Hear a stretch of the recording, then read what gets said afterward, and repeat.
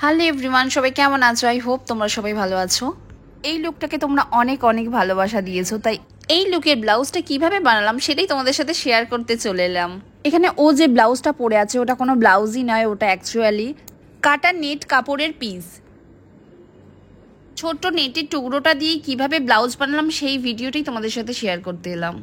দেখো, নেটের টুকরোটা আমি নিয়ে নিয়েছি, 4 ভাঁজ করে নিয়েছি। নেটের কাপড় যেহেতু খুবই পাতলা হয় তাই আমি 4টে ভাঁজ করে নিয়েছি। তোমাদের বাড়িতে এরকম কোনো নেটের কাপড় যদি না থাকে তোমরা মার্কেট থেকে কিনে নিতে পারো, বেশি দাম না, 50-60 টাকা হয়তো মিটারে হবে। 1 মিটার হলেই যথেষ্ট। নেটের কাপড়টা এবার আমি ভালো করে ব্যাক সাইডে বেঁধে নিচ্ছি।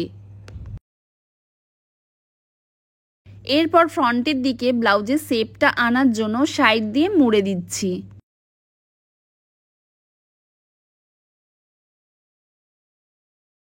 এরপর ব্লাউজের মিডিলে ভি শেপটা আনার জন্য একটা ছোট্ট দড়ি নিয়ে নিয়েছিলাম আর মিডিল থেকে বেঁধে দিয়েছিলাম।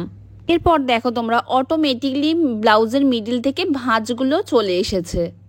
আমি ব্লাউজের ভাঁজগুলো আরও প্রমিনেন্ট করার জন্য সুন্দর করে শেপ দিয়ে দিচ্ছি।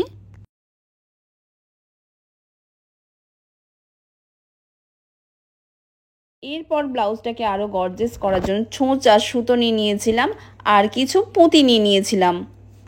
এবার দেখো, একটা একটা করে পুঁতি আমি গেঁথে নিচ্ছি।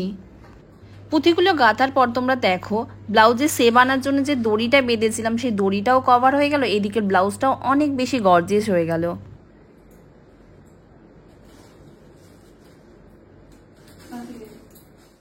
এরপর ব্লাউজটাকে আরও বেশি গর্জিয়াস করার জন্য আগে থেকে কিছু ফ্লাওয়ার রেডি করে রেখে দিয়েছিলাম, সেই ফ্লাওয়ারটাই আমি ব্লাউজের মধ্যে সেটটিক পিন দিয়ে আটকে নিচ্ছি।